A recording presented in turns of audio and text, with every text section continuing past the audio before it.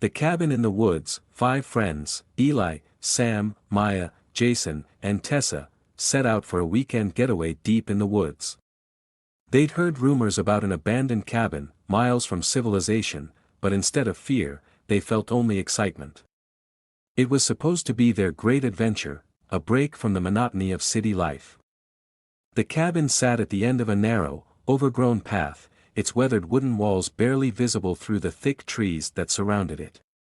The air was crisp, and the forest hummed with the sound of rustling leaves and distant bird calls.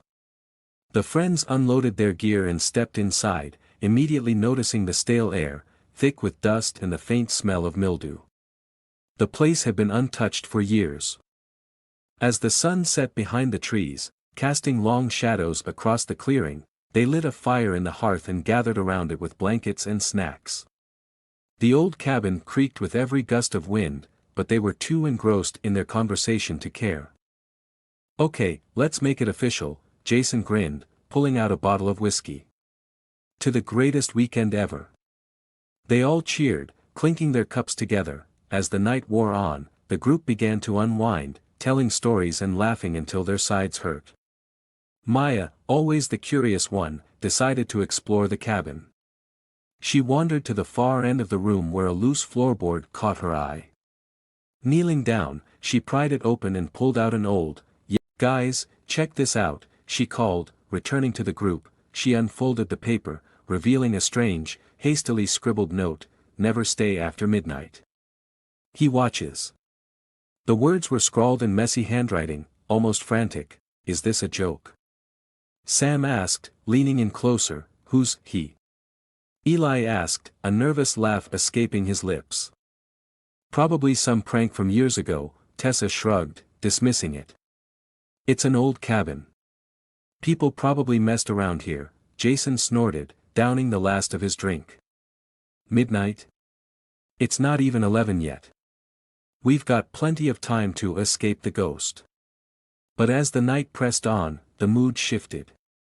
The wind outside had picked up, and the once cozy cabin now felt claustrophobic. Eli couldn't shake the feeling that something was off. The shadows seemed to stretch longer than they should, and the air inside was heavy, like it was pressing down on them. By 11:45 p.m., the fire had started to die, and a cold draft swept through the cabin, causing the candles they'd lit to flicker. They'd all grown quiet, sensing the unease building between them. They decided to turn in early, the note still nagging at the back of their minds. Maya glanced at her phone. "It's almost midnight. Weird things are supposed to happen now, right?" Jason laughed, trying to break the tension. "Come on, guys. Don't tell me you're scared."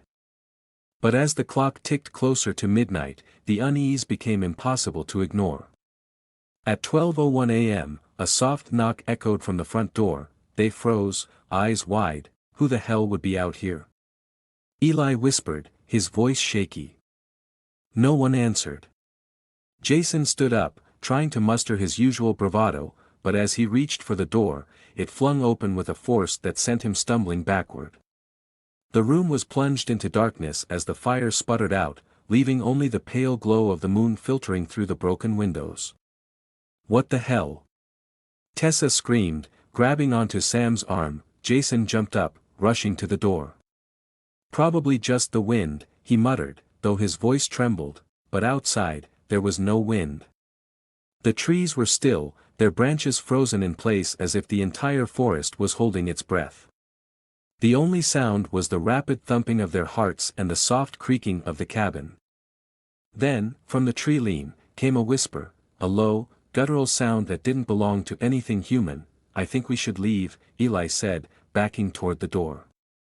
His voice was barely a whisper. Sam grabbed his jacket, his face pale. "Yeah, man, this isn't funny anymore." But as they stepped outside, the forest seemed different. The path they had come in on was gone, replaced by a thick tangle of trees. The cabin, which had seemed small and cramped moments ago, now loomed behind them like a predator waiting to strike. "Where's the path?" Maya stammered, looking around in confusion. "We didn't walk that far in, right?" Tessa asked, panic rising in her voice. they began to walk, hoping to find their way back, but no matter, the forest only grew darker and more unfamiliar. The air was thick and humid now, and with every step, the oppressive feeling of being watched grew stronger. Then, they saw it, a tall, twisted figure lurking just beyond the tree line. Its shape was barely human, its limbs too long, its eyes glowing with an unnatural light. It didn't move, but it didn't need to. The sight of it sent a cold wave of terror through the group. "Run!" Eli shouted, and they all sprinted in the opposite direction, their footsteps pounding against the forest floor. But no matter how fast they ran, the figure stayed with them, moving without moving, always just at the edge of their vision. Jason, in a panic, veered off into the trees.